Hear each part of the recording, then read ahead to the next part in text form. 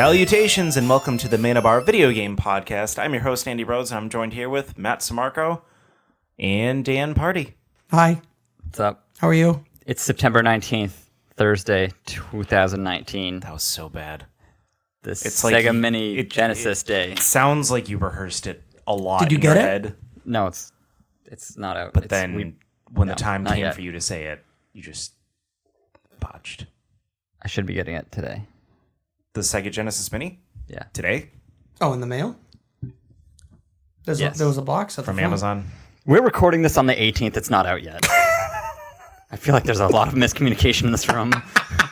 I will be getting it tomorrow at the time of this airing sometime. He's playing it right now. This is why we shouldn't bother with the date. It just confuses everyone. Confuses Everyone the involved masses. can't handle the The one week day. of. We should just do the week of.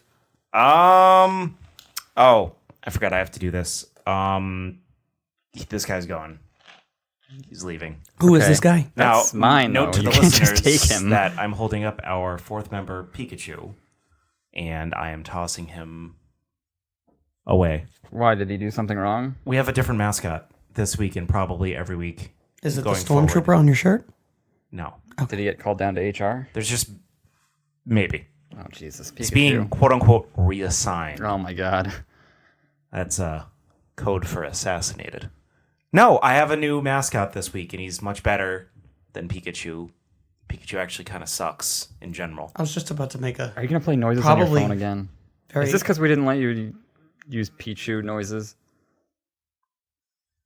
The new mascot is Squirtle. Is that a bald guy? No, it's Squirtle.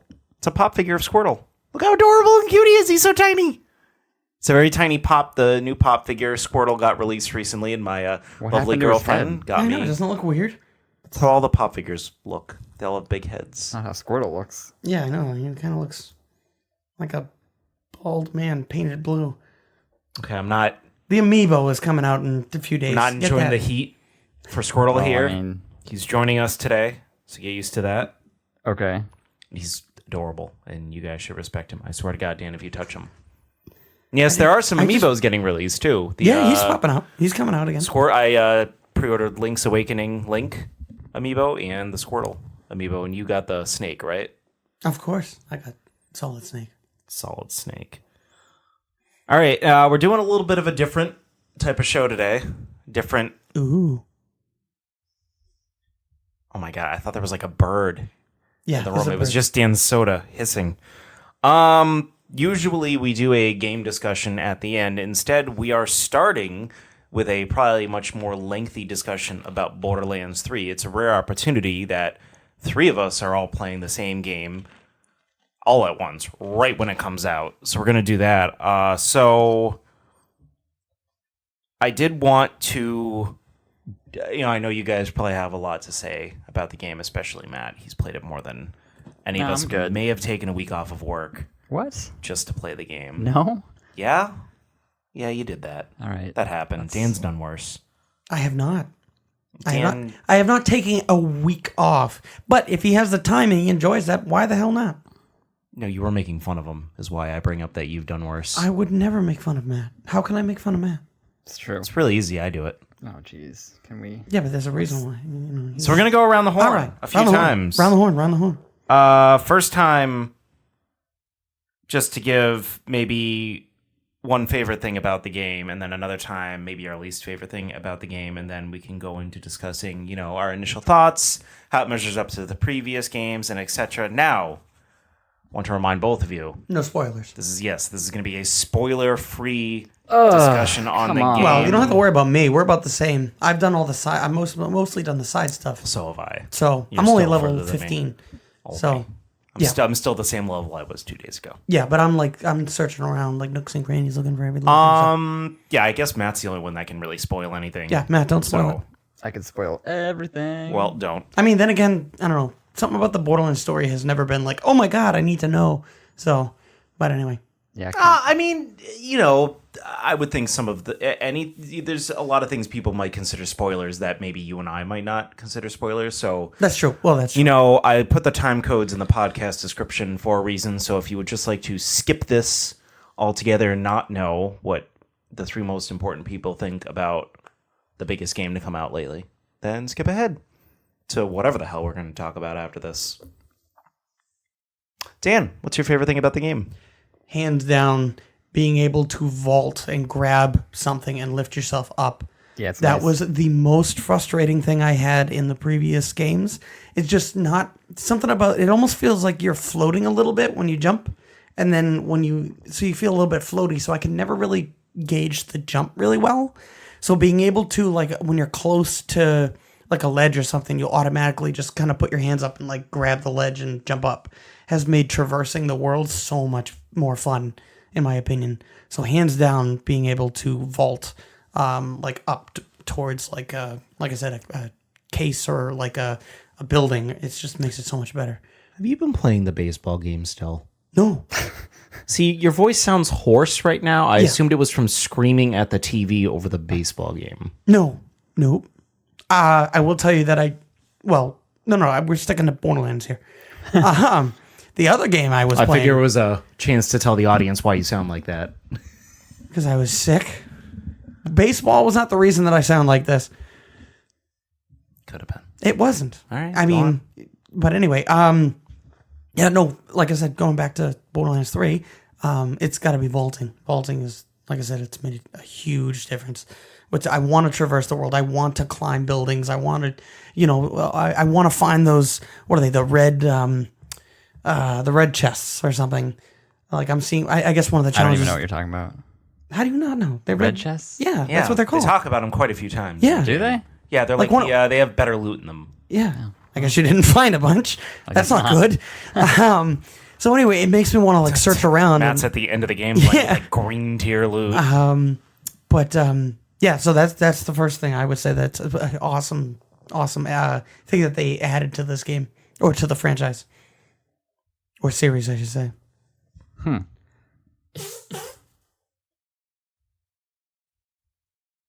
All right.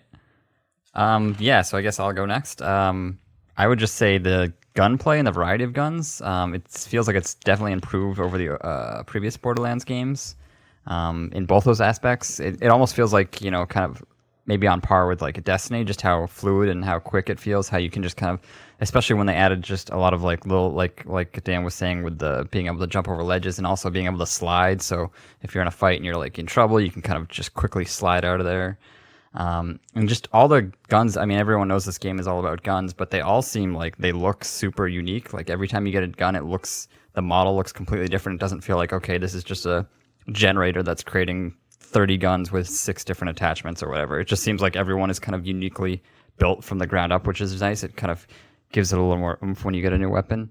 And I feel like they all play a lot differently. Like they have a bunch of different abilities. There's a few different manufacturers, and each of the manufacturers has like kind of qualities that all of their guns have. Like one of them, I think, like bounces when you reload, it bounces the gun and can explode it, like with every of that manufacturer. But even within like the classes, there's a bunch of different like variables with, corrosion or fire or radiation. Like some weapons will have like they'll consume 2 shots, but they'll do more damage. Some shots will do more damage against like certain enemies. Some things will have like, higher accuracy or whatever. But yeah, I'm really enjoying just like every time I pick up a gun, it's something different. Yeah.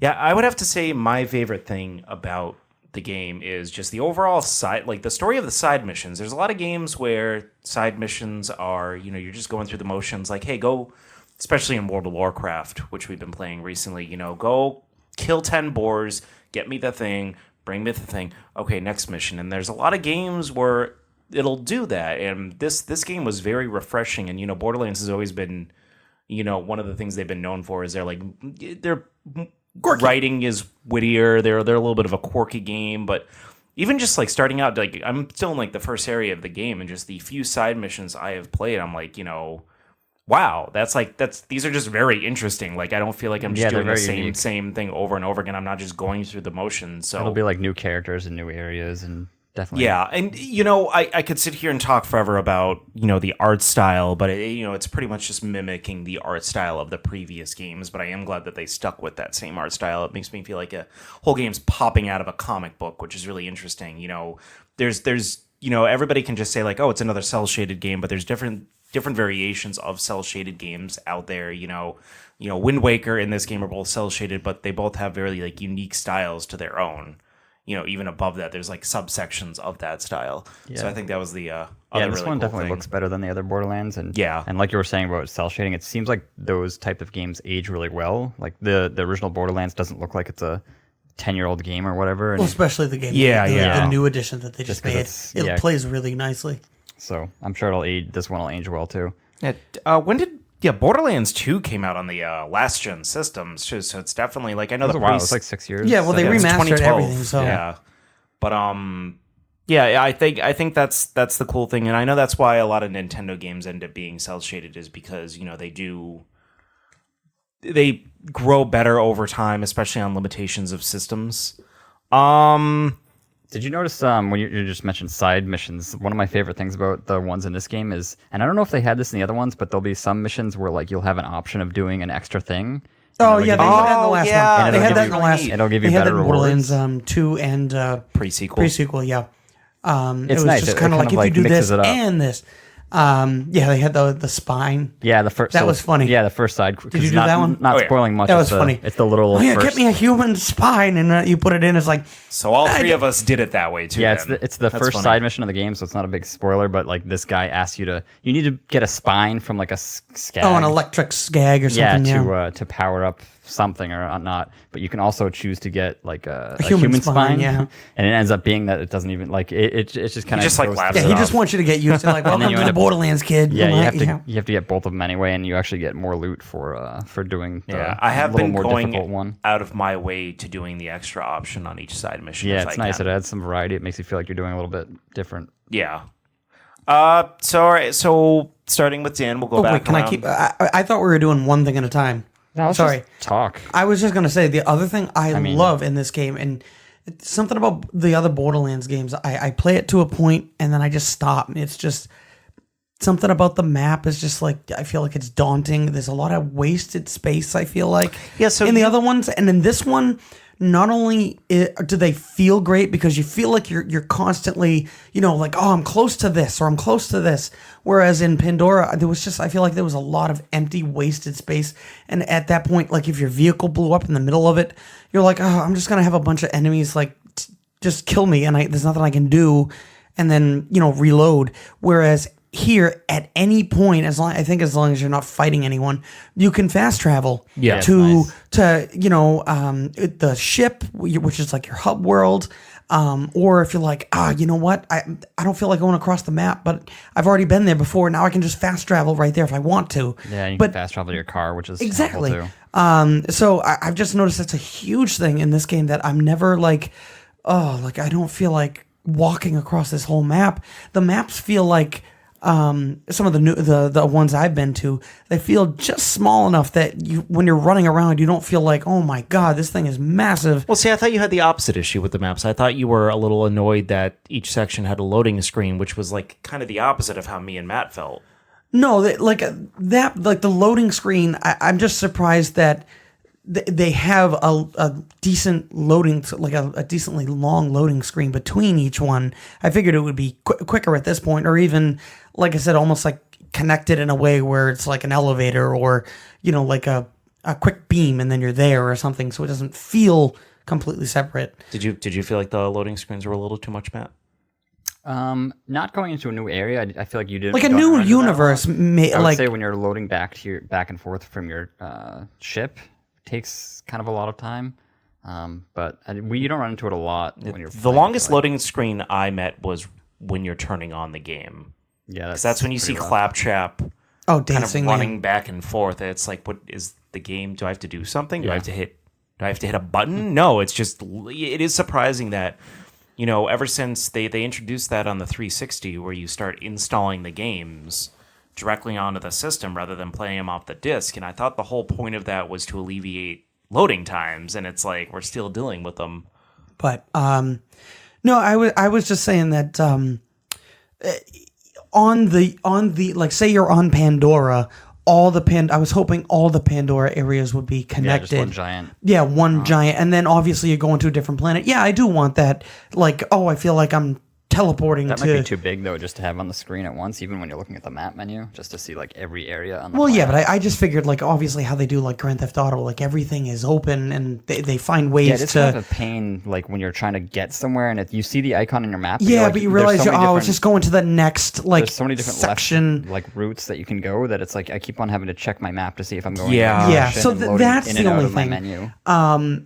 But they make them small enough that, like I said, when you're traversing them, at least for some reason in this game, I don't mind running across because I feel like I'm getting, like, I don't know if the character moves a little bit quicker or maybe the frame rate is just nicer or something, but I don't mind in this game doing that. Whereas in the old, like in Borderlands 2 or Borderlands 1, when you're running across that desert, it just feels so like just wasted space. I think that's the biggest thing that I'm getting at is just wasted space.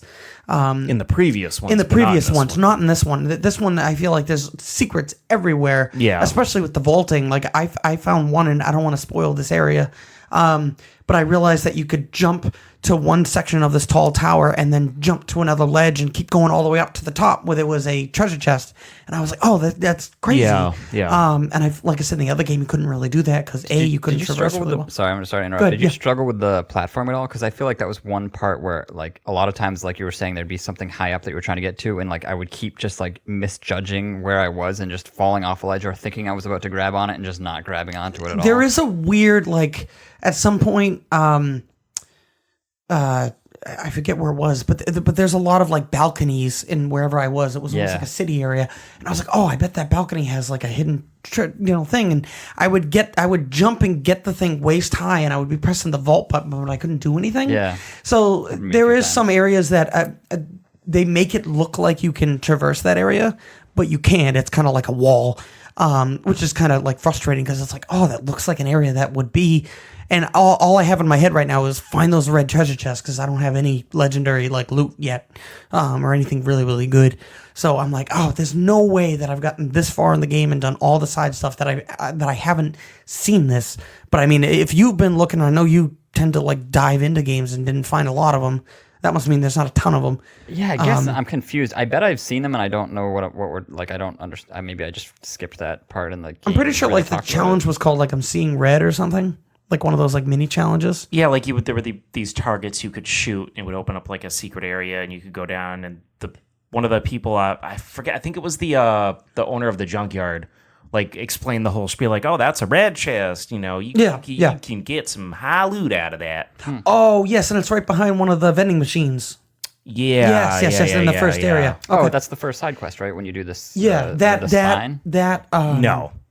It's when it was the one where the way it was explained to me. I remember it was one of the bounty quests where the junkyard lady, she has you do the bounty quest, and when you get to the end, it's like, oh, there's electricity running through those wires, but it's not connected. Find a way to do it. Look up. There's a target there. You shoot the target, it opens up the secret hatch. You go down there, and there's a red chest. It's across from where you put the spine on. Yeah. It was right across the street from that. Yeah. But, I mean, they're. I'm sure you've probably just gotten them and just didn't know that there was like a special. Yeah, thing they were for hard. them, but, like I said, they were harder to find. Yeah, I definitely like the way they set the maps out because I was experiencing I was playing Fallout 4 recently, and one of the issues I had with Fallout 4 was you have this one giant map and you really can't filter it, and there's so much going on the one map. It's really hard. I like how like this is like very sectionalized. Like I have this one section and all the stuff that I can do on this one map. And you're right, Dan. It never really felt boring. It never felt like just empty space or anything like that. There was like a lot of nooks and crannies, but it was also very clean. And I like that. It wasn't overwhelming, especially because I feel like there were other aspects of the game that could be a bit overwhelming at times. And, I know this is something that Borderlands 2 did as well. This isn't anything new, but I didn't play as much Borderlands 2 as maybe either of you did. So just getting used to the menu screen in general. Yeah, the UI is not great. It's very overwhelming. clunky. Yeah. Like you get used to it after a while, and like you get used to like where things are, where you need to go. But it's like they want to give me a tutorial. If you have to give me a tutorial on the menu, you need to make your menu simpler. Yeah, I think the most annoying part of my that God, was yeah. like when you got a bunch of new weapons, you kind of had to cycle through and go into your menu and decide which ones you wanted and which ones you wanted to trash, and it just felt like kind of a chore because you're getting so many weapons that like every 10, 15 minutes, you got to go through your menu, click, okay, this is trash. Like, so it takes you, like 5 minutes every time you want to throw away some weapons so you can make room for other weapons to decide which one's best. I thought it was also frustrating that they have an entire tab devoted to New Game Plus. So it's like completely useless the whole game until you beat it. Yeah, the Guardian rank or yeah, whatever because it used to be badass rank, and it used to be a mini select elemental chance up 0.1% or something. That's kind of what they do, yeah. Yeah, but they did that in Borderlands 2. You could just do that at any point.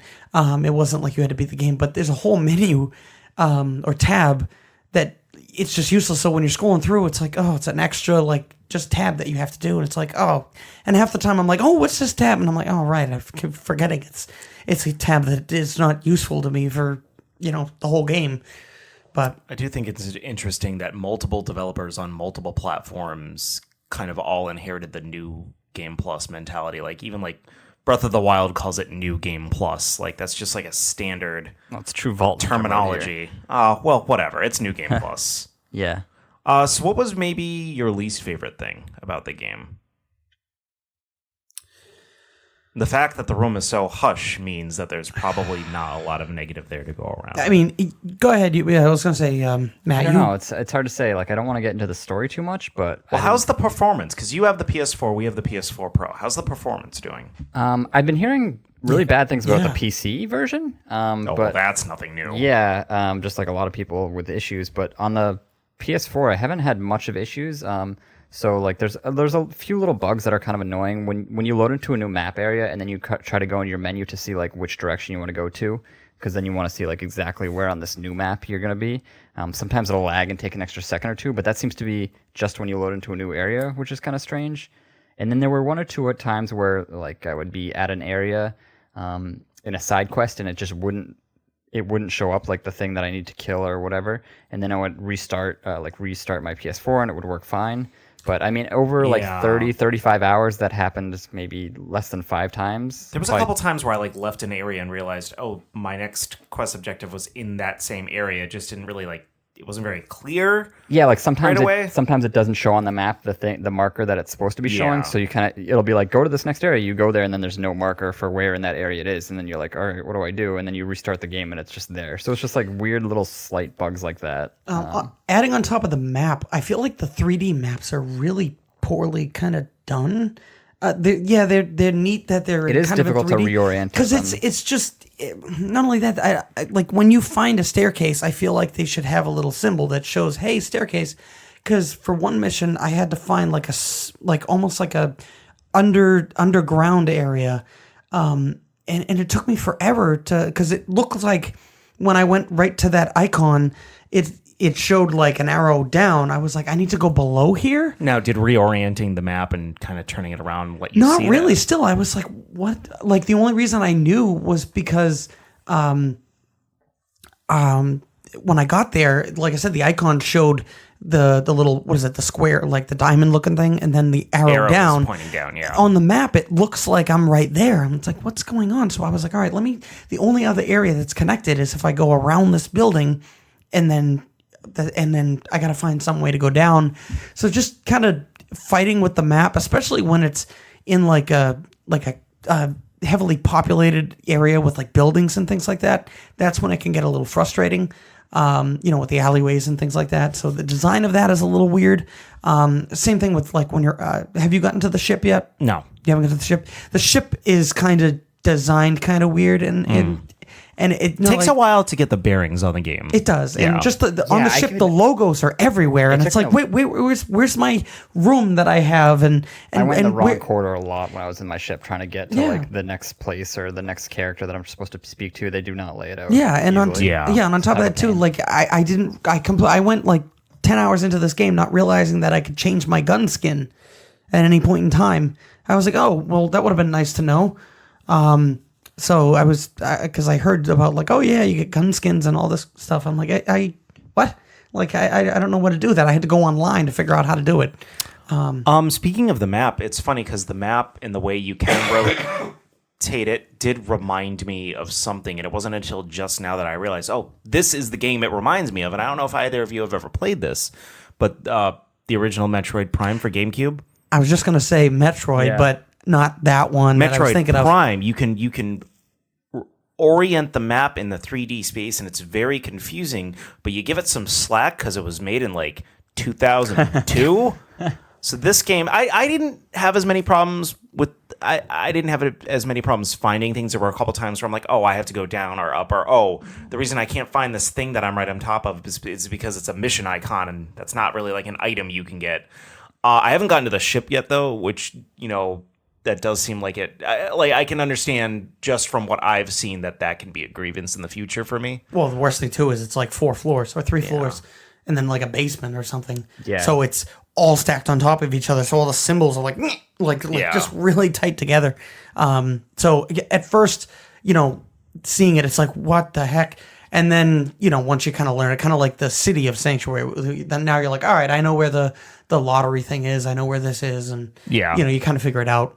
So, yeah, the reason I asked you, Matt, specifically about the dip in quality, if there was any, is because I've noticed some with the PS4 Pro. So I was wondering if it was just like even worse on the regular PS4, because they give you 2 mode choices. Yeah, not mode choices, resolution. You can pick performance or resolution, and at first I picked resolution because I'm like, oh, I want things to look as crisp and clean on my big old HDR TV as possible. And then I get in, I'm like, I'm noticing some dips in quality here and there, so I turned it to performance instead, and everything was fine. But even then, like, textures are like dropping in and out at times, and it's not all right. And it's still a video game, and it's still it just launched. It's nothing's game breaking. It's not like I'm walking into a wall and my file is lost forever or anything like that. But it is just noticeable with like AAA games like this when you see like dips in quality like that. Nothing too severe though, so I didn't know if either of you had really seen anything. I've seen that with what do they call it? Like when it goes layer by layer, when it adds a layer and then a layer. The texture render. Texture render, yeah. I noticed that like when it really struggles with Ellie, or the fat lady. Like it really like come in the room and it's like person and then like pants, orange shirt, like, and then it wrinkles and it just slowly starts to build her. I forget the actual industry term for that. I know, rendering distance. That's but for some reason, it's just the weirder thing is that like right in front of you is the worst. And like especially when you load into an area. For me, sometimes. But nothing game breaking, especially when everything's going nuts. I don't even see like a dip in like frame rate. Which is, and there's been some crazy hectic, fights. On top of that, I have I'm playing as Flack. So I always have like his pet out, running around him. And so that's an additional, enemy or thing it has to render with all his abilities. How are you liking Flack? I love him. I think it's a lot of fun. Playing, especially it's great because I just I forget what the term is called. I guess aggro. Is that it? Basically, where you give him all the attention from the enemies? Mm-hmm. Yeah, you give him all the attention. The fodder. Exactly. Basically. So you give him all the attention, then you sit there with a sniper rifle and pick people off as they're like fighting them. And one of the greatest abilities that he has is basically when he's fighting someone, he like basically like spools out or spits out like this thing of like lava, like probably it's like radiation acid. Yeah, 3 or 4 times the size of him on the ground. So everyone in that area will take like burn damage. Which pet did you choose? It looks like a hard shelled like spider type of thing. Oh, the Spinnerack? Yeah, I got Not him. the Spinnerack. That's a Pokemon. I know what you're talking about. Yeah, I don't know. He's like a I didn't play hard shelled spider looking thing. Yeah. Okay. Yeah, I use him, so he's great. Because like I said, he's constantly dealing like fire damage to people and yeah, it's just... See, I gravitated towards Flack as well instantly because I'm the type of person where if there's a sassy robot, I'm going to pick the sassy robot. That's just who I am. Him having a pet was just like kind of gravy. A bonus. Yeah, like the gravy on top of the turkey dinner. I ended up choosing the Skag. So that's like the kind of the lizard monster. I did that originally, but something about the Skag, I didn't like one of his abilities. What, do you press it again and then he like kind of like burns or something, or he does like radiation damage to enemies in that area. Yeah, that's one of his abilities. Yeah, I thought about mixing in, because it's really weird. I don't know how it is, and Matt, I'll let you talk about Zane in a second, because I don't know if it works differently with him. But with Flack, you have the 3 different trees, and you it's the same for everyone. can mix and match. but I don't think you can have 2 skills. pets at once. You can't have 2 pets at once, but you can pick one pet in one tree and then abilities in the other. Not abilities for the pet necessarily, but abilities for your character. But I ended up just sticking in the tree for the pet I picked. I picked Skag. Yeah, I'm doing the same with mine. And the ability I chose was I can point to a point on the map, and I can have my pet appear there, and he does radiation damage when he appears. But I thought about picking Skag and then going with an ability from the other tree where I can disappear and then reappear at will. Well, not at will. It's like there's a timeout for it. And you'll eventually get so many skills that you'll have to go into another tree because you can fill out an entire tree by like, I don't know, maybe they're like 30 or 35 points each, and then you want to go into the next tree. Oh, really? yeah. Oh, that's good. But I can only have one. Unlike you, I can only have one ability Yeah. set at once. Not only that, you find at one point you find they're called mods. They're basically random drops, are items that you find, and they actually give you bonus like ability points in a tree. So at one point I found one that's +2/+1 on ability in my tree that I'm not even allowed to select those yet, but it gave me points on there. +2 to one of the talents and +1 to another talent. Exactly. And maybe 1 So- or 2 like more damage with this type of gun too. Do you know if it stacks? So say you get to what is it? 5 is the max for each Yeah, you one. can go above the It can max. go You above that. Yeah, so I have that's like crazy. 7 out of 5 for one, so it's like super powerful. That's crazy. which is Yeah. nice. So later in the game, you get mods that that's can cool. Move it, so yeah. so if you find something like, oh, you know what, I just found this great mod for one of the other pets that I don't typically use. I'm gonna try that. So, like I said, it kind of gives you more motivation to try the different pets. Yeah, I guess that was a worry of mine, is that I had to kind of stick with one for the entire game. But No, and you can respect the points back at any point, and I don't think it costs you anything. I didn't try it, but I did hear it cost something. But Does it I mean, cost it's something? like it's like 10% of your money or Oh, something. that's money is it's nothing. money's just Oh, you comes, find but it everywhere. But yeah, so how's Zane working out for you, Matt? I really like him. So he's unique in that he can use 2 a bit. I think every other character can only stick to kind of one character. Like with Flake, you can only use 1 pet. He can use 2, but he has to forgo using grenades. So I didn't throw a single grenade in this entire game. oh, really? Yeah, and I love grenades. It's kind of I was painful. gonna say, like, that's always like my go-to, like, group of enemies, Yeah. grenade. But so the main one, the tree I went down first was the turret tree, and it became super powerful to the point where, like, if I was struggling, I would just throw it out, and you can kind of tag the guy you want it to attack, and then it'll just kind of light them up and just create like electric fire everywhere around them too. So just kind of like, it's a really good get out of jail free card. And then for the secondary one, I used the like, you know, version of you that you can swap out and switch Like between. a duplicate. Yeah, like a duplicate. Clone. Yeah, clone. Okay, that's what it is. It's so he's probably similar to Handsome Jack from Borderlands 2 or pre-sequel, because know if he I had played that as him. duplicate thing. Yeah. So it's nice. That's another thing where, like, if you're getting in trouble, you can just kind of use that, and then they'll start focusing on that, and he'll actually be able to shoot, and like you can spec him up to be able to use like throw grenades out of his thing and like recharge your energy when you switch. So you can kind of switch back and forth between the clone too. Like if they start to target you too much, you can switch back and forth. So it felt like a good like if you're playing solo, you can just kind of use your drone and then use your clone to kind of, you know, feel like you have other people helping out too.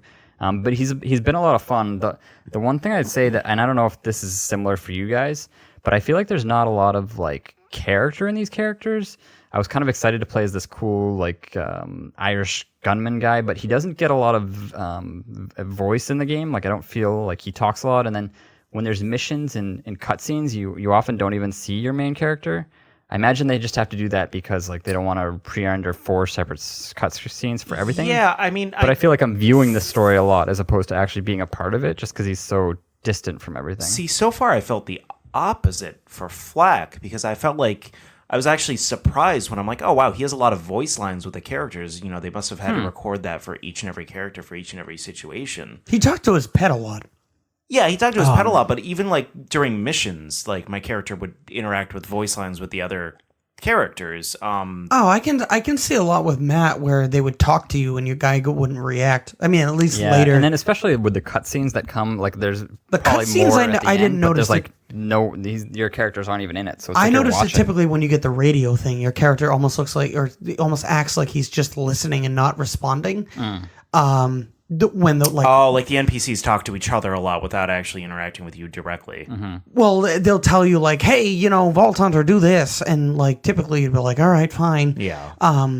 That they don't interact, but at least on the cutscenes, I felt like I saw the character and felt like he was, at least that's what I felt so far. I'm not very, like I said, super far into the game. We're both kind of, both me and Andy are playing it very similarly, where we kind of are diving, like we love the side quests and stuff like that. So kind of jumping around and kind of figuring things out as we go. But yeah, I see a mix. But again, we'll see how it is. I'm still enjoying the heck out of it.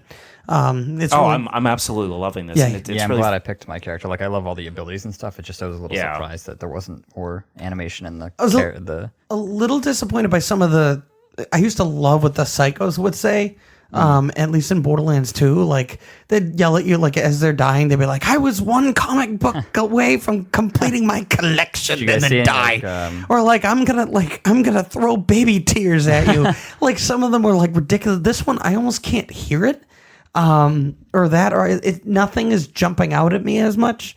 From the psychos. I remember like one of the original Borderlands. You meet at one of them and he's like talking about shooting himself in the head and stuff. And I think he ends up just shooting himself in the head. And it's just like crazy and funny how it's happening. But they don't see. There's not a lot of that with the enemies in this game, or at least the like regular enemies. Yeah, I haven't noticed it about these ones. I know there's like fanatics, which are different than the psychos or whatever. But I don't know. I just the last game, it was making me like cry laughing. This one not as much with the psychos, at least. Those were like easily my favorite characters. But I was explaining to Matt on the last podcast. I actually wasn't even looking forward to this game all that much. When Borderlands 2 came out, that was around a period of time, a dark period of time in my life, where I didn't really have a lot of exposure to video games. I just didn't have the funds. I wasn't able to play, whatever was new on the market. So there was a lot of games in the late 360 era that I kind of just like glossed over, and this was one of them. But it was doing that discussion last week about, which character you were going to pick that really got me like jazzed for it. And I'm really happy that I got it because I'm enjoying the hell out of it. I can't imagine, not have gotten it at this point. Did you guys see any interesting like references or like pop culture things in the game yet? Nothing stuck out to me that I can remember. I feel like I did. I had a couple of funny ones. Like one, there's like a weapon that has like a Firefly quote on it. It says, like, "Oh, really? You can't take the sky from me." And I think it's called. It was that's called so like awesome. it was called the Companion. Oh, that's so like a Firefly. awesome. And then another one, there was a guy that you had to fight for this. Like it wasn't even a side mission, but like there's this weird door with like buttons on it, and you have to kind of solve a small puzzle to unlock it. And you unlock the door, and the guy comes out, and he's called One Punch Man. From the anime. Yeah, and he just has one arm, and he punches you, and he just kills you in one hit. And he's like really hard. I died. He was one of the like normal mobs that I died to. That's so funny. Yeah, there's an anime called One Punch Man where the whole thing is he can kill people with one punch, and he's really so bored with life because it's like all I have to do is just go like this, and you're dead. How boring. Oh, see, that's funny because Borderlands 2 had a mission where it was very, like it started out kind of mysterious. You end up going into a sewer and you're supposed to find pizza and you're like, what the hell? Yeah, there's a lot of little things. And like then, and then you get to the end and you fight a guy named, I think you fight 4 enemies and they're named Leonardo, Donatello. And then you find a rat, and his name is Splinter, and it's like, oh, okay. What is that a reference of? I do not know. No, Ninja Turtles. So that was fun, but I feel like there was one yesterday, and I laughed. Yeah, I can't remember what it was. I don't want to just list them off, but there's a ton of them. Like, it's kind of nice that they just pepper those in. That was kind of at GTA 5. They did that a little bit, like making American Idol, like making fun of that show, and all throughout the world, this is even more obscure. All throughout the world, GTA 5 was based in, quote unquote reality. There's random crap around the desert, like, there'd be a building, and then on the building there'd be like, one of those like I don't want to say like an electric generator or something like that. And if you go up to the electric generator, and they're all over the place, like it's very common. You zoom in really, really close. It says 1.21 gigawatts on the side of it. That's funny. Back to the Future. Yeah, those are all over the place. But besides Borderlands 3, what else have you guys been playing? Matt? Just WoW. It's just been WoW in this, hasn't it? I've been playing, so I played WoW. Wowcast. I'm at level 40, which is it's kind of a milestone level because that's the level you can get your mount. But it cost a ton of money. It cost like 90 to 100 gold depending on your reputation. And 100 gold's a lot? I have like 12. That's kind of what my reaction was too. Sorry, it's just I think like, 1 gold or 1 gold. So I'm guessing that's like the WoW, higher. the currency. Well, you get you start with copper, and then there's gold, or there's okay, all copper, right. silver, and gold. But yeah, I'm still having fun with it. It's definitely, the progression is definitely slowing to a halt. I tried so I was trying to get into my PlayStation 1 RPGs, and I started playing Vagrant Story. I don't know if either of you played that, but I've heard about I it. could not get in. I played for about 2 hours, and I could not get into it. Just mostly because the combat just was, I don't know, it felt very dull. It was kind of that. It kind of reminded me of Fallout, like the VAT system, where you just kind of run up to a guy and you press a button, and then like it kind of highlights, do you want to try to attack his arm, head, torso, and it does different effects to him. But I don't know, it just felt so slow and just, I don't know, kind of. That's unfortunate. I mean, you bought a lot of random old RPGs. Was this the only one that was like a clear miss? So far, this is really the only one I've tried. So we'll have to see what happens next when I try. 0 for 1. Yeah, for now. That's unfortunate. I also tried, just for fun, that Super Kirby Clash that came out on the Switch, the free to start one. I forgot about that. Yeah, I played it for like 90 minutes tops, but it's like a phone game. It's a bad monetization. So it basically plays kind of like a Dauntless or a Monster Hunter world, where you go into an area and you just have to kill a single boss. But it's 2D, so it's like you, Kirby, and there's like 3 other Kirbys, and you can each be like either a warrior or a mage. I think there's like 4 different archetypes that you can be, and you just load onto the screen and you just basically bash this boss character until you win, and then you get some rewards for it. But the problem is, you can get all these upgrades for either better weapons or better armor and better abilities and things like that, and you have to use like these things that you get for completing missions, but also you need to use apples, and apples generate every like 12 hours. You can pick your tree and you get like, I don't know, I think it's like 3 apples or something. But you can also pay them $40 and you get 2,000 apples every 12 hours. So like the difference between 3 and 2,000 is so monumental that it's like you can't really make much progress in this game if you don't spend money. You don't have to spend $40. There's other options where you can spend a little less, and it'll give you Which not is funny as many. because But Nintendo was supposedly the company that was very like, we don't want to overcharge for microtransactions or anything like that. And it's also a little daunting that it's free to start. It's weird that they're not saying free to play. I couldn't find any way that you couldn't just technically play it for free and just not buy anything and not upgrade your Almost sounds like it's tree. a beta. That's Mario gonna cost money Run eventually. Mario Run did that too, where it was free to start. Well, that was different though, because Mario Run was like you pay $10 and you get the full game. This game you're just buying like, you can either spend like $1, $5, or whatever, and get your apples at like a higher rate, and then they give you a bunch of apples all at once when you pay money too. Yeah, because Mario Run gave you like the first level to try, or the first 2 Yeah, and then levels. depending on how you played, I think you could earn more. Could you unlock that whole game without spending money? Yeah. Oh, I didn't know Later you that. could. But it's and more importantly, the game itself is boring. Like, it's just not fun to go. Also, into the game sucks. Yeah, you just go into these missions, and it's like, okay, you just basically, these there's just, you're doing a ton of damage. It takes a while to do, and then it's like, oh, okay, beat it. Now I have to go to this harder one, and I'm just not as strong, but it's still not terribly hard. But if I spent some money, maybe I could be able to beat him because I would do more damage per second. So, do not recommend. Did the DDoS attacks affect you at all? Yes. With WoW? That was like a week or 2 ago on the weekend, like the weekend that second weekend that WoW Classic came out.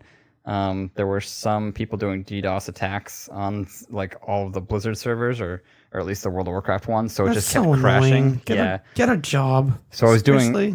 doing some dungeons, and like right near the end of the dungeon, it would just everyone would disconnect and then we would just be disconnected for 20 minutes. Yeah, It's just such a waste. So it didn't seem like there was really a reason for it either. Usually, like there's like a demand for like either a game studio to change something or money. It was just like it's just they so even annoying. warn people They do like it for half an attention. hour ahead of time, like, "Hey, we're gonna do this." so much of losers. I don't know. That's so annoying because yeah, they so want the publicity. I basically just couldn't play for that weekend because like I you just kept trying for a couple hours and then I was like, all right, this isn't worth the struggle. I'll just wait for them to Yeah, fix it. which they did. That's so frustrating. This was on a Saturday and then it's kept happening again on Sunday, so it's kind of like a wash for the whole weekend as far as being able to play, which sucks because this is like a game you're playing $15 a month plus weekends are the days that most people can actually play the game and like put some time into it. So it's like It'd be nice if Blizzard threw you some free gold in the game.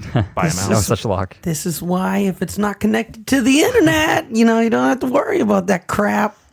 I understand. I know that's an online game only. It's one win for Dan against Matt. So I guess, you never have to but- worry about someone attacking my game. It was frustrating, but it seems like it's been How is that not a killer for you? Like if I was getting to the end of something and then it just disconnected, and it was I, really depressing.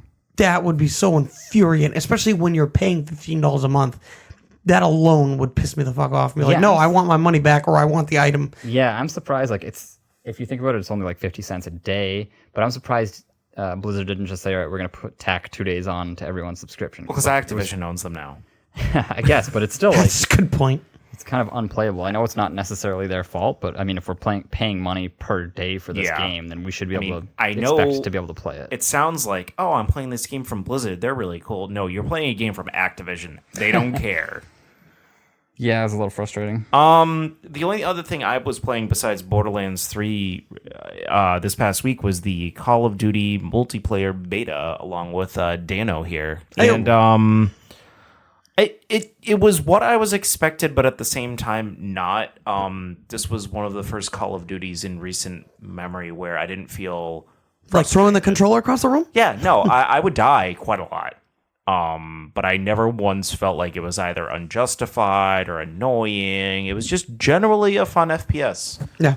I was pretty surprised. I'm hoping the final product stays that way. I'm even in games, like watching Borderlands 3 footage, people could quick scope in that game with certain guns, and that just annoys me that anybody can just like quickly hit an L2 and an R2 to, headshot someone and that type of thing. And especially when it comes to like a competitive multiplayer game, I feel like that type of thing shouldn't be allowed, but I never really felt like any of that was happening. I felt like everything was pretty fair. Yeah, I'd get frustrated just because I wasn't doing good, but it was always on like my own volition. So, judging by that, I did pre-order it to get the beta. It does look like I'm going to get it as long as Dan keeps nodding his head and is also going to get it, because that's one of the only reasons that I'm getting it. No, I'm 100% getting it because I actually am very excited for the campaign because, like I said, it's connected to the Modern Warfare franchise. Somehow it's bringing people back from the dead, which is kind of weird. But, I mean... It's bringing what back from the dead? Certain people were killed in characters in the the series are dead, like according to the series. But I guess this is supposed to be an alternate reality. Comes out on Dan's birthday, by the way. Yeah. October It 25th. does, along with Outer Worlds. Next month. Or Outer Wilds. Things are starting to come in hot. Outer World. Yep. We got the Sega Genesis Mini. I mean, no one really cares about that. Coming out today. And then tomorrow we have Link's Awakening remake. Right? Tomorrow? Friday. Yes. Well, tomorrow you can go buy it, yeah. I'm going to go get mine. We gotta hammer down this whole date thing. Are we gonna pretend it's Thursday? We're supposed to pretend it's Thursday. It's Thursday when people are hearing this. Oh, right. Sorry. Yeah. Woo, tomorrow. I'm fine with people knowing we're recording the day before. Breakpoint comes out in like 2 weeks. I don't But care. I don't know if anyone's...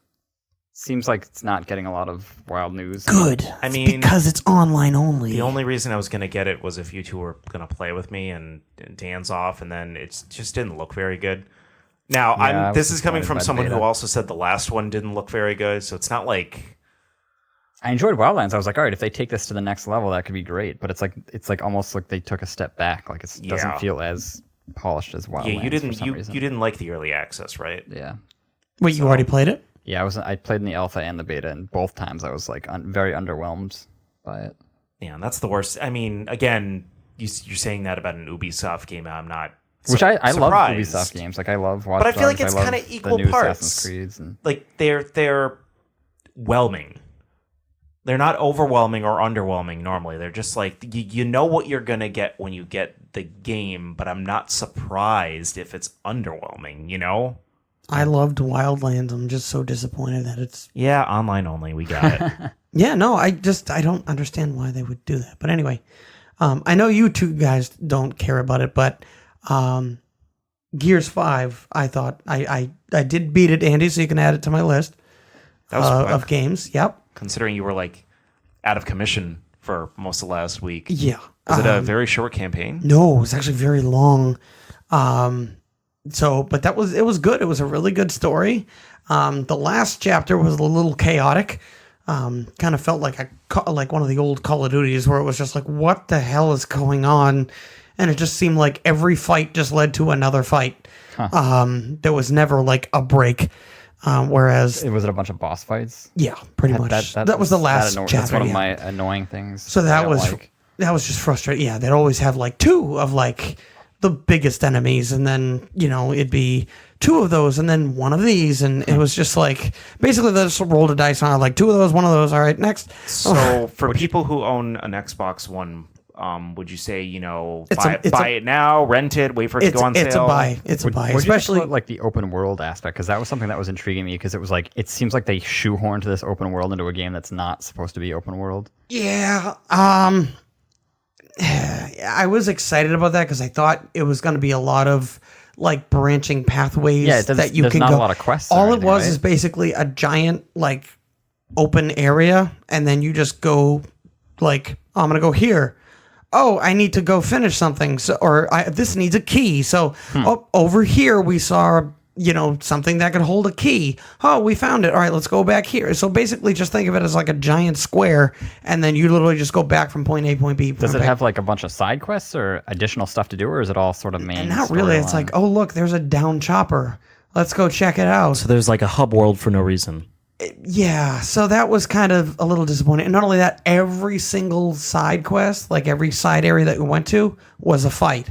It ended in a fight. It was always the same thing. And it was always a pain in the ass, too. So it's almost like they tacked on the idea of this not being a linear game at the end. Yeah, like, and they're all like the you're on a rage, we gotta skiff, make it and it was neat, cool. but it was just kind of like I was hoping that most of it was going to be when you get to the area, like I can go left and maybe I can snipe from this area rather than if I go right, I'm on the ground, and that's what I was kind of hoping that it was going to gear for. With Gears. I also got the joke. I'm glad.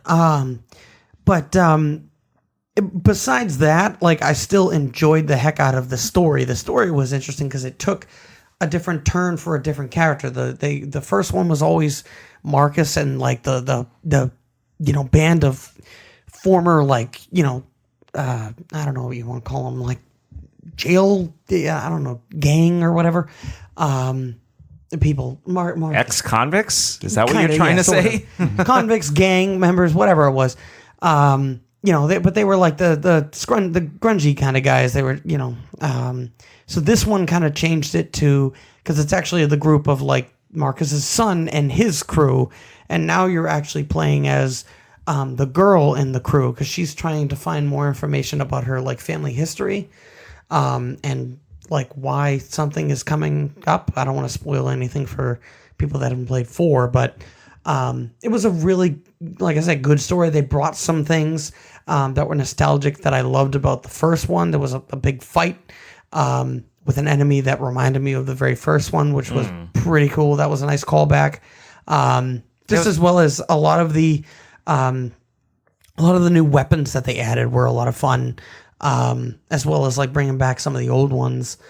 It was really funny talking about bringing up 4. I didn't realize that this was supposed to be a second trilogy. Yep. I thought it was just not really a second trilogy. It's like it's a continue. It's basically the children. It's kind of like what Star Wars did. It's the children of the previous. Yeah, but games. you said that it was the first trilogy, and then when we were talking about it the other day, I always assumed it was it's just not like a separate like. It's the same group, like even the other people are in it. So, see, the way you explained it the other day was there was the first trilogy, and then there was going to be like a 4, 5, and 6. Definitely, there is, yeah. All explaining one story. So it is a second trilogy. Sorry, I didn't know what you meant by trilogy. I didn't know if you 3. meant like they weren't connected. Well, they weren't connected or something.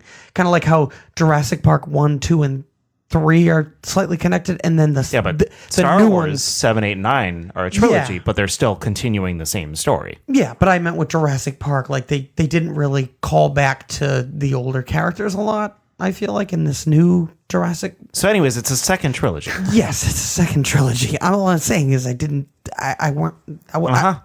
not We're moving on. It's a second trilogy. I just wanted to. I just didn't realize. To be a dick. Well, because the first 3 came out, and then I remember eventually, and this is coming from someone who didn't really know much about Gears because it was, I don't know, just kind of a boring concept, a boring game to me. That was just, I never really got into it. It was just like, hey, muscle man shooting guns, aliens. I did Halo. I already did it.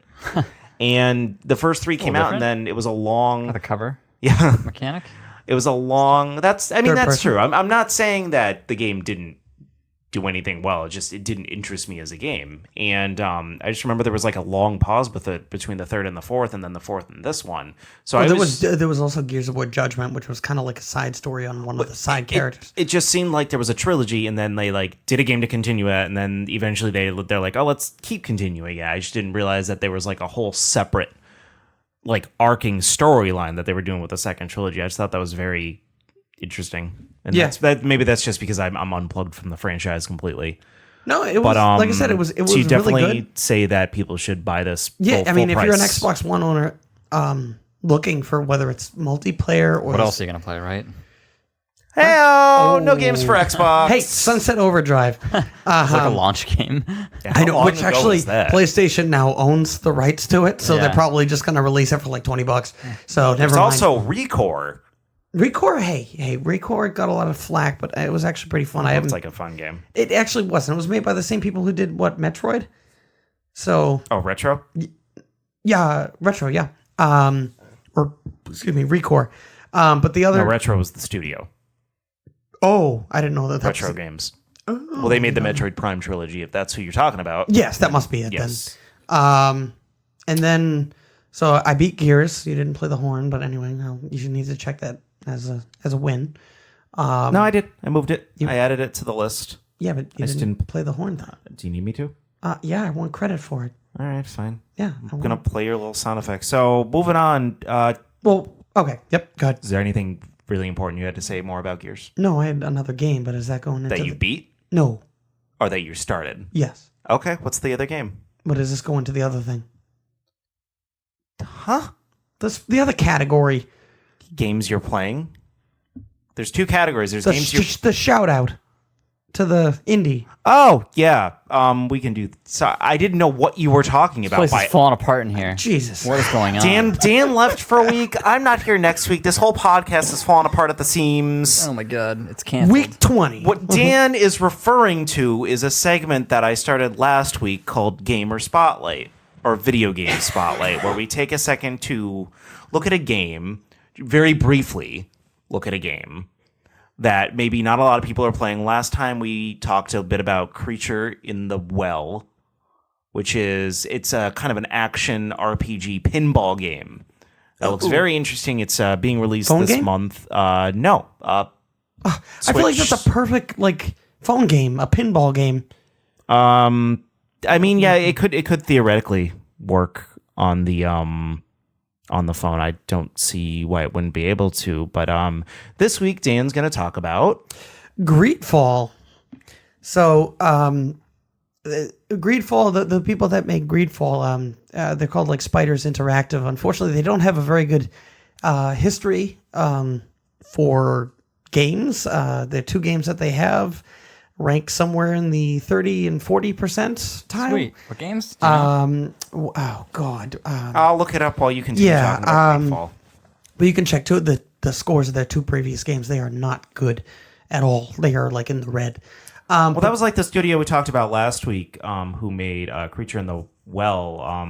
They had really only made IP games prior to that. So, But yeah, so with this game coming out, it's like a semi-open world. I haven't played. I haven't gotten too far because you start out. well, yeah, talk. Yeah, Well, you like what type of game is it? It's a game very similar to like The Witcher.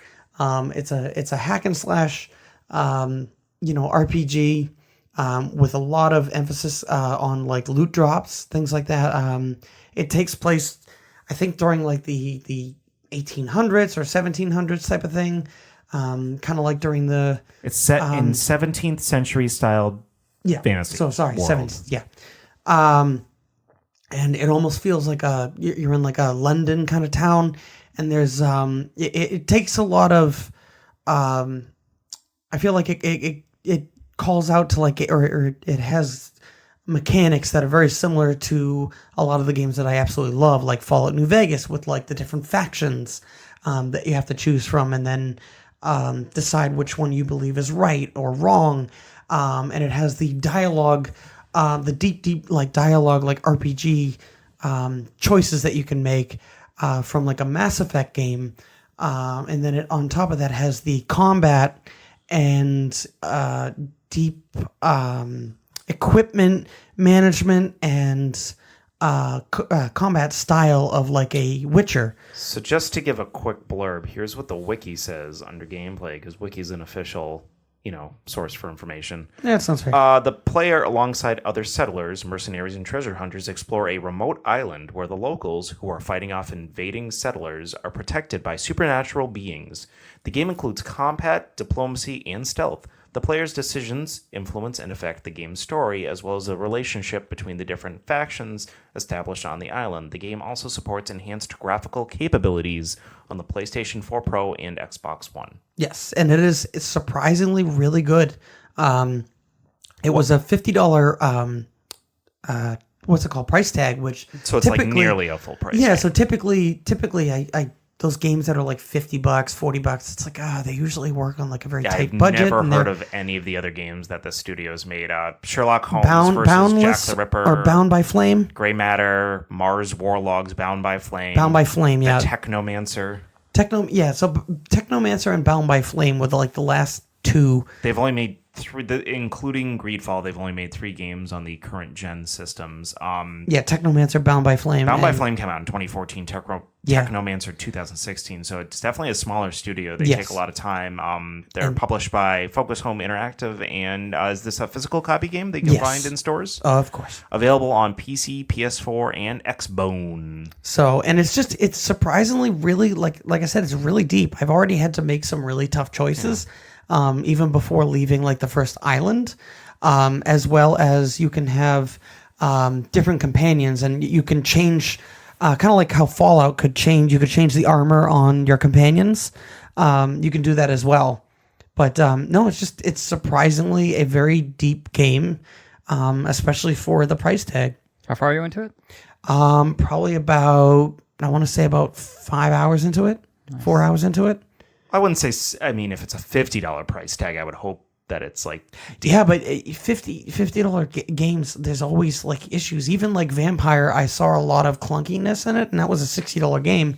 This one, it's $50, and it's even bigger than Vampire, and it's like I said, it's just really... Now, would you recommend that people pick it up? Do you think it's worth the full price game tag? From what I've seen so far, if you like The Witcher, if you like Dragon Age, Mass Effect, if you like a merge of those games, you'll like this game. The combat is a little clunky. Like, it doesn't feel perfect. But it's just, if you love like inventory management, things like that. See, when I hear clunky, I hear wait for a sale. It's not clunky as in like it really, it's just, it's not perfect. This is why I gamefly so many things. I mean, for you, I would gamefly it. See? For you. Gamefly. But then again, I can't get you to even play The Witcher, so... That's not out of me not liking The Witcher or not wanting to play. That's just a big freaking game. Well, yeah, and that's why this... By the way, here's your little... Thank you. I don't even know if that really This could be out. like a mini step of playing The Witcher, or like a... By the way, your game counts are you've beaten 4, you've played a total of 11 since we started counting. All right, well, you have Soma, you have... And we're not talking about me. Well, we're talking about you. No, I don't buy or spend money on nearly as many games as you. I'm working on it. That's the point. I'm working on it. I got, like I said, I beat games that Gears. you have not yet beaten that I have here listed are Devil May Cry 5. All right, no, wait. I have no. Whoa, time out. Just because I bought it right away doesn't necessarily mean I need to beat it right away. No. I bought Devil May Cry 5 cheap. That was the whole point, is that we are pointing out how many games you play to how many games I haven't you beat. touched Devil May Cry 5 yet, so you can't count that one. You need to remove that one. Wind Waker. You didn't even start it? No. Why did you buy it? Because I thought I was, but then I got caught up with It's on the list. No, it's on Marvel Ultimate Alliance 3, Zelda the Wind Waker, Samus Returns, Control, Shadows Samus Die had to start. Twice, Borderlands 3, and Greedfall. All right. You get, at this point, you need to give me a ring the bell for MLB because I freaking technically beat that. I didn't even put it on the games playlist. It didn't count towards the list. It's Sorry. not a game. Ouch. It doesn't even count. It's not a game. It is Matt, a game. can you It's so tense in here. Matt, can you concur that it's not a game? It's a game. I mean, yeah, you can beat it. All right, fine. I'll put it up to 12. You can beat the campaign. What did you mode. beat? What do you do to beat the game? I mean, I'm assuming there's you can get to the World Series and beat it, right? I would imagine. Yeah, you can play other players, things like that. But speaking of, you can't beat. Actually, no. This is. I don't know where this your is job. going. Well, I was gonna talk about Death Stranding for a second. Go ahead. Is that all right? Do it. Can I do that? Can I take over for host for a second? That's fine. So I don't know. Do you know what this game is yet?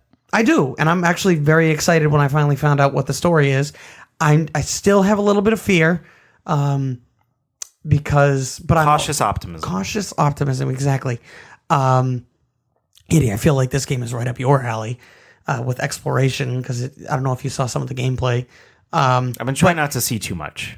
Yeah, I mean, even with as much as he's given, he still can't see too much. He's very good at hiding everything. That's one thing he does really well, is he makes you fake this is what you're doing, and then just kidding, it's going to be a game about dancing with ponies. Yeah, I don't really trust anything that he tells us or that we see. But that's what I'm kind of games in my excited for, that maybe he is hiding something. And then I've seen some screenshots of giant cities in the background, so I'm like, okay, maybe there will be some buildings and things Yeah, like that was your but main worry, is that it was going to be too desolate. I just empty. don't want to be. I don't want it to be completely dead. But I want to find a military camp that's got some enemies in it, kind of like Ghost Recon Wildlands, where it was empty, but every now and then there was this giant camp or something. Every now and then you saw the same car for the 10th time. Okay, yes, but I know him. He doesn't. He won't do that. He won't do that with his games. No, He's I very was just detail making fun of oriented. Ubisoft. Exactly, they are.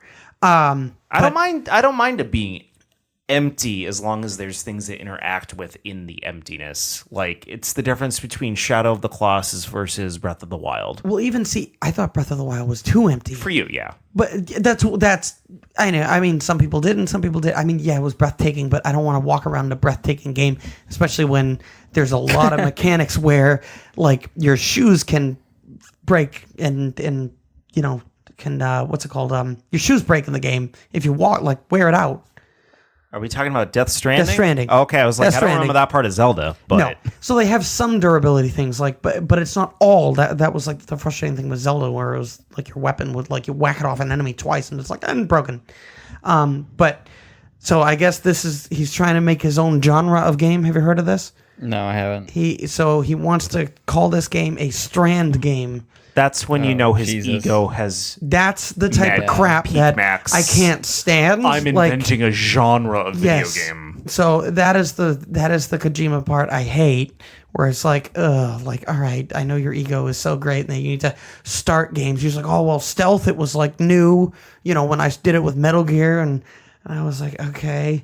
But anyway, did he invent stealth games? Is that true? No. supposedly he's supposed to be the father of Metal Gear was stealth, things like that. Yeah, then there was Splinter Cell, but again, the Nintendo game was not very stealthy. But anyway, the thing I was excited about is he actually finally gave some information about the multiplayer, and it's going to be similar to Dark Souls, and this is what I was hoping for, is that you're going to see other people's footprints that have played the game maybe in a certain region or whatever, and they'll give you hints about maybe it's stuff that they dropped or an item that they dropped or something that they gave you, because there's drop pods or things like that, so somebody can put it in for somebody else to take, and if you leave, say you use a ladder to put it, you put it down to cross a canyon.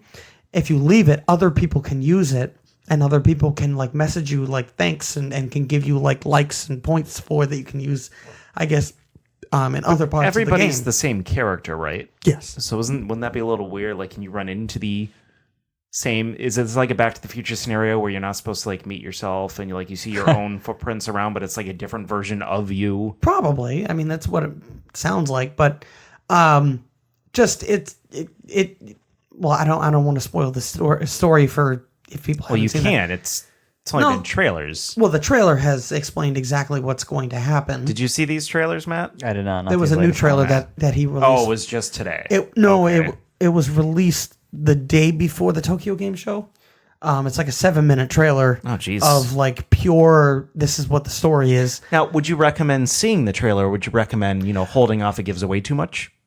No, I don't think it gives away too much because again, it's still. I don't know what half the map is. I don't know if half the map's going to be empty. I don't know if half the map. I don't know if this is only one location that he's showing, because the idea of the game is to like bring the United States is like broken up and you're trying to bring it back together. So it's kind of like it went from like a digital age to it collapsed, and you're trying to bring it back together. But that's too real for me. I could see that actually happening. Well, yeah. I mean, it is. I mean, Y2K, man. Well, all the computers go down. Well, the end planes falling out of the Metal sky. Gear Solid 2 was all about the idea of social media and the flow of information being controlled. Yeah, is and this like secretly just a game about Twitter? Because that's what it feels like it's starting to be. Or like social media in general. By the way, you can find us at manabarpodcast on Twitter. That is true. True. No, I like I said, the idea of the game is that something happened that broke up the current world that was very, focused on, the internet and ways to communicate, easily through technology. And now it's all about uniting people across, what is it called? It's not the United States, but it's supposed to be like the United States. So the idea is the map the whole United States? Is it that big? How big is this map? I feel like that would be a bit. I mean, it would much. be. But so you would be disappointed if maybe the map ended up just being what you saw in the trailer and nothing else?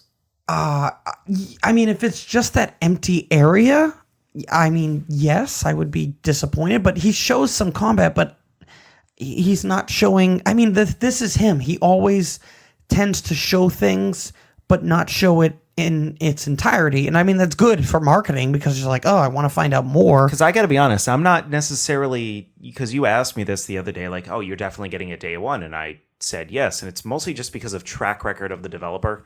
It actually doesn't really have anything to do with, I want to be in the happening. Yeah, that's where I am. Like, I just like to be part of a happening. I want to be there day one. I love the Metal Gear games, but just from looking at this game, if it wasn't made by Hideo Kojima, I would not be excited at all. See, I would. I feel like it's a third-person game. It's got a pretty rich story. Dana's really big on third-person games. I am, especially open world.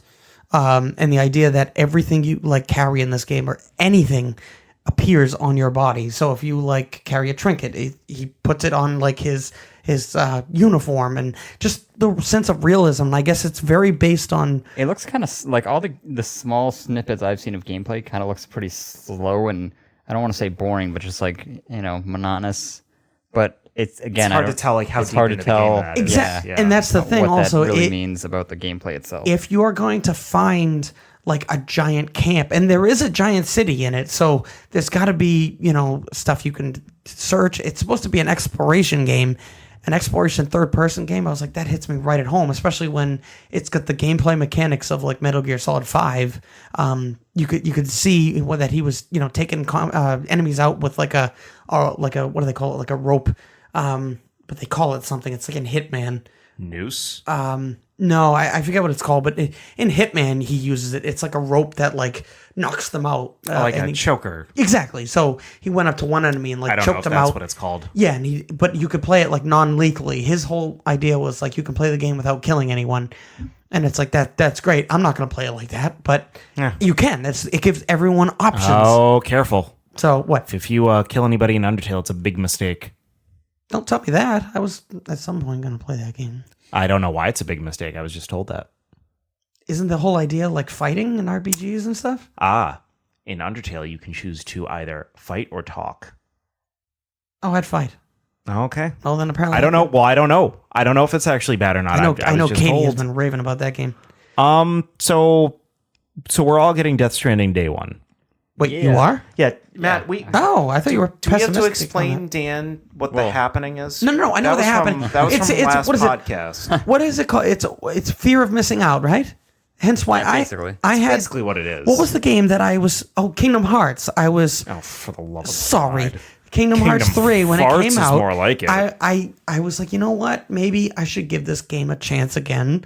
And I mean, I was enjoying the first one when I bought the HD collection. Did I ruin that game for you? You might have, but it's good. It's good. Dan was playing the first Kingdom Hearts, the redone version. I don't know which redone. They redid it like 10 fucking times. Dream, And he's like, oh, I'm actually having fun with remix, that. I'm like, whatever. Well, don't force yourself to play it if you're not having fun just because the third one's coming out. And then I told him about like, oh, Ashley's playing the third one. There's a lot of repetitive music that's really annoying. And then next day he couldn't play the game. Yeah. He's like, hey, you kind of ruined it for me. But no, The Happening, Dan, which does sound like a horror movie to me. It's, day one, being on the ground floor, Matt's favorite thing to do. Got to be part of it. Part of The Happening. You're going to be a part of it too. Well, I already got the collector's Everyone's edition. going to be talking about Death Stranding that week, about what the heck that game is. The only thing Finally figured it out. I don't. We're going to beat it and still not know because we're going to have to play the sequel to I mean, that's how I I feel about the Metal Gear games. Like, I beat them, and I'm like, all right, I don't understand what happened. I got to play it 4 more times, and oh yeah, okay, now I understand that it just didn't make sense. Great. Did it make sense to you? Try to explain MGS2. MGS2? Yeah. Yeah. Well, the beginning of it was all about. I'm not going to try and sit here and explain the whole damn thing. Because he can't. I can. No one can. Well, the whole second part of the game was supposed to be the computer analyzing what you do so that it can Let's use not it. spoil it for Andy who hasn't. No. played it It's yet. 20 years. It's like I 20 know, years. All right. At this I know. point. Anyway, but I was going to say I haven't played it now.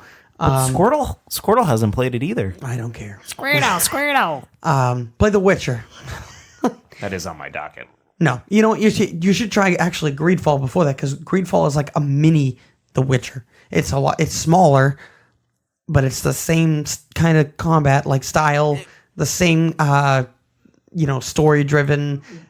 Matt going back to Death Stranding. Matt, you do bring up a good point. Yeah, I do. I am a little bit worried about. Like the game comes out, I do play it, and I get to the end, and I'm like, "What did I just do?" I mean, that's his MO. Yeah. I mean, Like, because I, for the most part, if I'm just as a single entity of a game, Metal Gear Solid 1 for the PlayStation / Twin Snakes, the one I played, I never played the original version. That was fine as a standalone game, and I generally understood what was going on. I didn't really have any huge, deep, burning questions at the end of it, really? I was going to say right at the beginning, it's referencing like characters from the original Nintendo No, and game. I understand that, but it didn't ruin the game itself for me. I was able to play and enjoy the game and enjoy the ride of the game without worrying too much about that. That is true. I That is want true. Death Stranding to be able to exist as its own entity without worrying about the sequels or the prequels that maybe Well, there to is no come. sequels or prequels. Well, if he's creating his own genre video game, I'm assuming that he's going to make some bitch-ass cliffhanger ending at the end to try to get you to play the next game and whatnot. Did any so- Metal Gear really end with a? I mean, yeah, he does that typical phone call thing at the end, which I love because it kind of just tells you like, all right, that's Are the end. you guys not on the train that he's making a universe out of this game? There's going to be more to come of this same game. Well, I I just would imagine there would be. I started watching a crazy video yesterday that he said that someone thinks that this game is actually Metal Gear Solid 0, and that's, See, it's already starting. and somehow already starting. it's connected to PT. And he was, this guy was going ridiculous. He was taking like the word Bridges, like Sam Bridges from, I guess that's the main character of this game. And he was like taking half the word, flipping it, and then like made the word Metal Gear Solid 0. I was like, all right, that's a bit much. This is like that movie with Jim Carrey where he just saw the number 23 everywhere, and it's like everything in his life equaled 23, and he was just finding some like obscure, random ass ways to find the number. Like just trying to find those little holes. Like, well, if you squint really hard and then change the TV to a different channel. Yeah, to channel 23. Yeah. Right. But But I fully assumed that he was going to make this entire new like universe out of this game with Basically a new series of games, especially if he's like making a quote unquote new genre of game. So I'm not going to be surprised if it ends with some like, or if there's like dumb things in the game that he doesn't explain. And there will be. That's guaranteed. But well, then that's guaranteeing that there's going to be the things you don't know that you're going to have to know from a different game. But in Metal Gear Solid, I feel like if Metal Gear Solid 2, if you hopped in on that game, you would have been like, what the hell is going on? Even Metal Gear Solid 3, it makes a lot of references to other things that you would be so confused about. I guess Metal Gear Solid 1 on its own is probably the best Metal Gear to play by itself. I mean, it also helps that it is Metal Gear Solid 1. But did 2 and 3 make references to the previous games? Because that's a little different than making references to every nothing. time Hideo made one of these games, he said, all right, that's the last one I'm going to make. And then he would inevitably make another one. And then every time he made another one, it wouldn't be the one people wanted. Like, people wanted to just play as Solid Snake after the first game, and he made you play as a different character. And then in the third one, you had to play as, 30 years ago. And, it just kind of kept going on like that. You did eventually, though. Like, Metal Gear Solid 4, that was Snake after the That first was But like you jumped ahead a bunch, so that was like the end of his. I'm old man Snake. Well, the idea is that he's supposed to be a clone and he's ages faster. Okay, well, you're just ruining all the No, games that's not it. It's not spoiling anything. Believe me, you know he's a clone. So, Oh, that's kind of true. and again, 20 years. No, they do need to. Oh, that'd be awesome. If Death Stranding, that comes out in November, right? November 8th. Is that November 8th. exclusive to anything, or is it just PlayStation. It is. Oh, that's right. It is exclusive to PlayStation. But are we unsure at one point that it might be It losing lost the its exclusivity. I guess we were talking about that it might on end up- the for website. PC. It'll probably end up on PC at some point. Yeah, but hey, that's pretty good that he's probably taking the time, probably to do it on PC. I know they have the exclusive rights, but Well, usually they outsource it. Right now it still only says November 8th on PlayStation 4. Yep. So, yep. It might be one of those situations like Borderlands 3 where I'm not too excited about until like the week it comes out, and then I'm like, oh yeah, it's coming out this week. Right now I'm all into Borderlands plus Link's Awakening remake is right around the corner. So, really excited for those too. Is there anything else you guys want to talk about today? No. Aside from the awesome new Pokemon that was released today. what? Sir-fetched or whatever. Farfetch'd! Oh my god. Farfetch'd has a evolution finally. Dan doesn't care. Dan doesn't even know what a Farfetch'd is. They unreleased Gen 5 on Pokemon Go this week, too. Oh, that's So, true. there's tons of I more caught a Pokemon couple for everyone to guys, catch. yeah. I've hit my. Limit. I think I've hit my limit again with that game.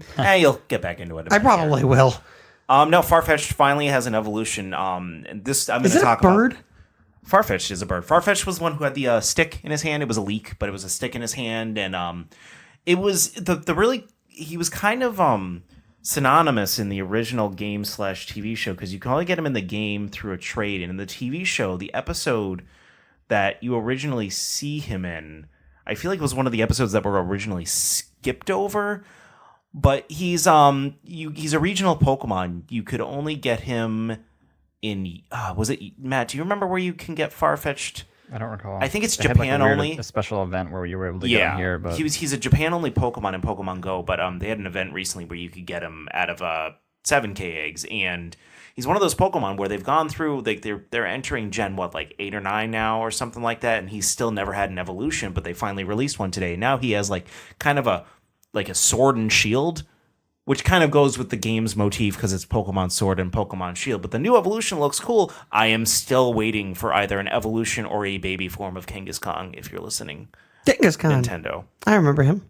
Yeah, he's like the only Gen 1 Pokemon to not have an evolution or a pre-evolution at this point, who's not a legendary.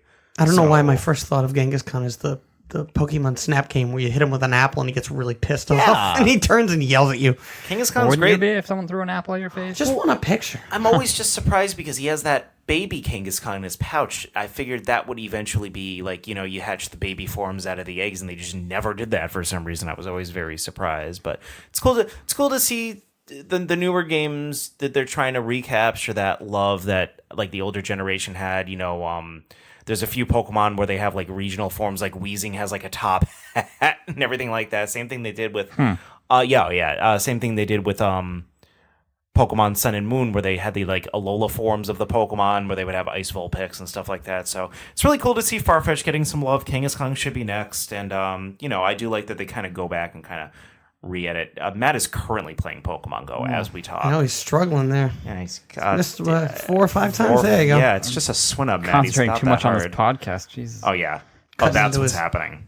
Cutting into his. No, that's about it for me. Anything you guys want to bring to the table before we sign off? I'm good. Nope. So I'm very excited to continue the Borderlands 3.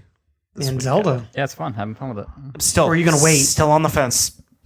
Game time decision. Wait, I thought you got the collector's edition. No, on the fence on whether or not I'm playing it before playing the original.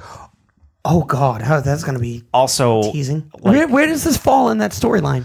glad you asked. So if we're looking at the Zelda continuity, it's not actually that far past where I am now. So right now I'm playing Minish Cap, which all this weekend I'm going to be traveling, and then I'll be traveling Monday through Wednesday. I'm actually not going to be helming the podcast next week. I'm going to give that to Matt and Dan as kind of either one of them is going to like succeed the other and take control, or they can kind of duo it. It's up to them. It's a wild card. I might end up popping in halfway through the podcast, or I might miss it entirely. Great. Wild card. But because I'm doing so much traveling over the next week, I'm going to be bringing my Switch and my Game Boy SP and my 3DS with me, all of which have the Zelda games I need to play.